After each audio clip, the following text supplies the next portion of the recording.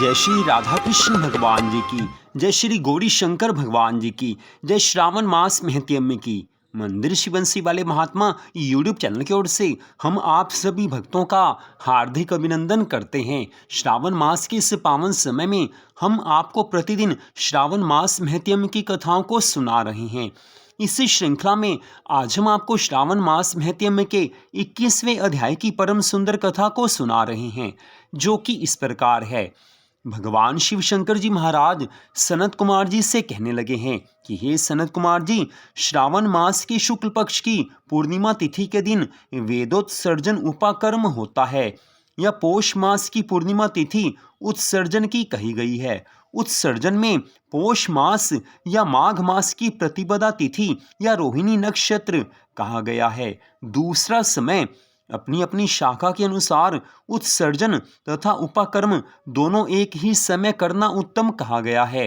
अतः श्रावण मास की पूर्णिमा के दिन उत्सर्जन अभीष्ट है तथा बृहच्छ शाखार्थी उपाकर्म में श्रवण नक्षत्र अभीष्ट है। चतुर्दशी, पूर्णमासी या प्रतिपदा तिथि के रोज या जिस किसी भी दिन श्रवण नक्षत्र हो, उसी दिन ऋग्वेदियों का उपाकर्म होता है। यजुर्वेदियों का उपाकर्म पूर्णिमा में तथा सामवेदियों का हस्त नक्षत्र में होता है। उपाकर्म गुरु और शुक्रास्त रहने पर भी आनंद से करे।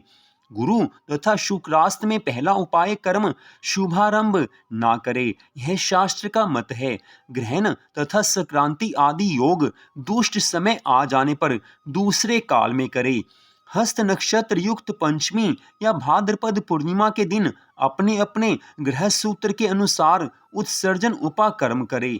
मल मास आ जाने पर शुक्ल पक्ष में करे। ये दोनों उत्सर्जन और उपाकर्म नित्य हैं। नियम द्वारा इनको हर वर्ष करे। उपाकर्म की समाप्ति होने पर द्विजातियों के समक्ष उसी सभा में स्त्री सभा दीप समर्पण करे।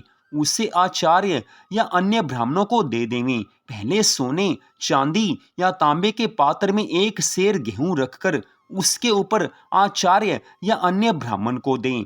सोने, चांदी या तांबे के पात्र में एक सेर गेहूं रखकर उसके ऊपर गेहूं के आटे का दिया बनाकर रखें तथा उसे जला दें।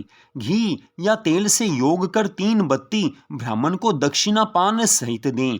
दिया तथा ब्राह्मण का पूजन कर इस मंत्र को कहे कि है श्रेष्ठ सभादीप दक्षिण पान सहित देव देवार्थ के लिए दिया है। इस सभादीप के देने से मेरे सब मनोरथ परिपूर्ण हो तथा पुत्र पौत्र आदि सब कुल समुज्वल हो, यश की वृद्धि हो। इस तरह प्रार्थना मात्र से जन्म जन्मांतरों तक देवांगनाओं के तुल्य स्वरूप मिल जाता है। इस प्रकार 5 वर्ष तक करने के बाद उद्यापन करे। यथाशक्ति भक्ति से ब्राह्मणों को दक्षिणा दें। इतनी कथा सुनाकर भगवान शिव शंकर जी महाराज सनत कुमार जी से कहने लगे हैं कि हे विप्रवर, आपसे सभादीप का यह उत्तम महात्म्य कहा है, उसी रात्रि में श्रवण कर्म कहा है, उसी के समीप सर्प बलि करे। दोनों कार्य अपने अपने ग्रह सूत्रों को देखकर करे। उसी तिथि में भगवान हयग्रीव का अवतार होता है। इस दिन हयग्रीव जयंती महोत्सव मनाए। हयग्रीव भगवान के उपासक के लिए यह नित्य है। श्रावण मास पूर्णिमा के दिन श्रवण नक्षत्र में भगवान हयग्रीव ने पहले जन्म लिया। उसी समय संपूर्ण पाप नाश करने वाला साम वेद गाया।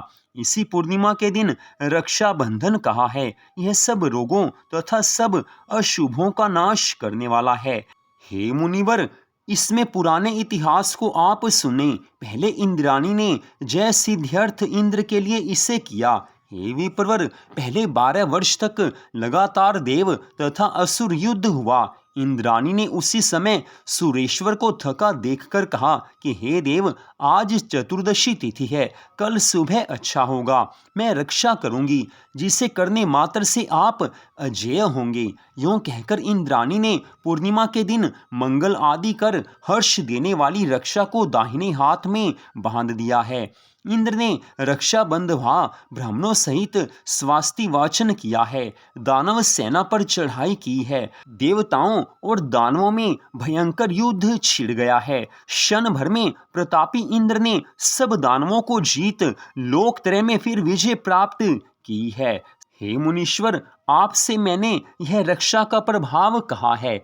इस कथा को सुनने मात्र से मानव मात्र की सभी मनोकामनाएं पूरी हो जाती हैं। जो श्रावण मास में इस कथा को सुनता है वो सदा के लिए मेरा प्रिय हो जाता है। तो यहीं पर श्रावण मास महत्म्य के 21वें अध्याय की कथा का विश्राम होता है। इससे आगे की कथा आप अगले अध्याय में सुन पाएंगे।